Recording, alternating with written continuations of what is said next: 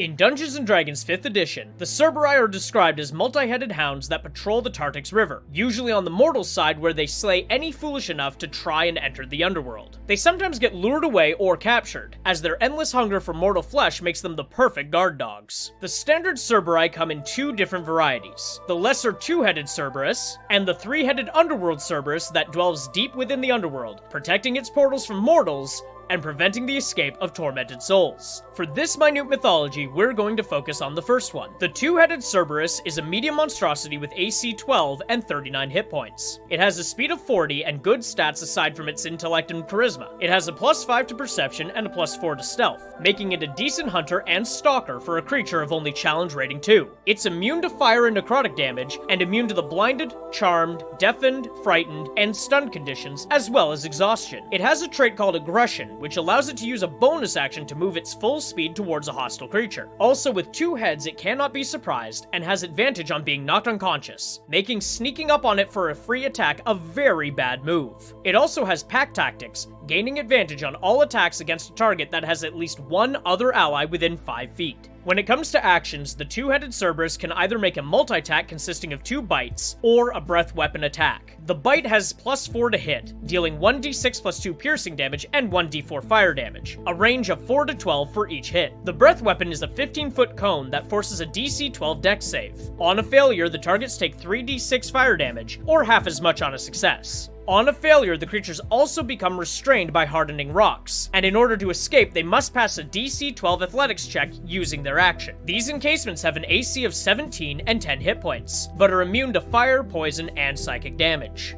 As a DM, I would never run this creature alone, even on a lower level party. The trait Pack Tactics immediately tells me that this creature needs to be in a group, otherwise it loses a lot of the things that make it a challenge. Having several of them allows them to gain advantage on most of their attacks, which makes up for the relatively lower damage scale. In combat, I would have at least one of them use their breath attack to open up the round, aiming for multiple players if at all possible. Should any players fail their throw and be restrained by the molten rock, I would have only one Cerberus attack them, as they will automatically gain advantage without needing an ally nearby. The rest of the strategy revolves around the Cerberus attacking as a group. With their bonus action, they have a great deal of mobility, allowing them to reach ranged creatures in a single turn and still get their full attack. One method I would use if players were spreading out would be to have a Cerberus pack split up as well, with several of them acting as anchors on players, and one of them acting as a variable attacker, using its movement to go up and attack one player with one bite, and then using its bonus action to move to another player and make another strike with its second bite, all of which should have advantage. Whenever Cerberus ends its turn, it should now be near an ally who will also gain advantage for both of their bite attacks when their turn comes up. I would save the breath weapon recharges for if any players bunch up in a way so as to get at least 2 in the attack, or as a way to reach ranged players that are over 80 feet away from the fight. In the case of a ranged player moving away, I could have a Cerberus move, use its bonus action to move again, and then use its breath weapon attack to extend its range 15 feet.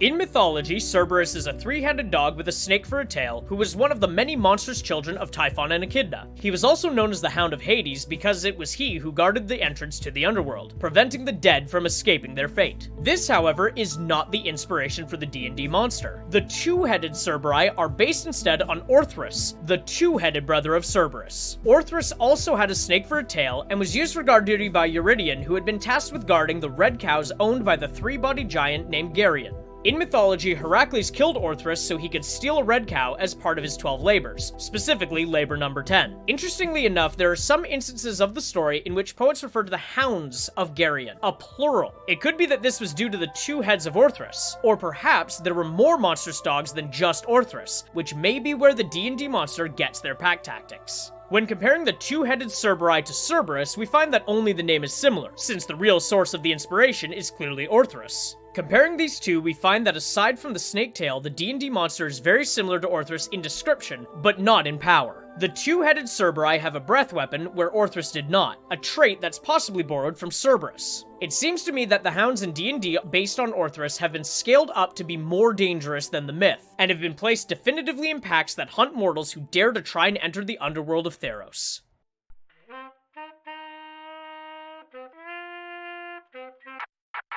If you enjoyed that video, consider giving it a like and giving me a follow. And for more of my videos, you can find me on Twitch @Moglaroo, YouTube @Moglaroo Streams, and TikTok @Moglaroo Streams as well.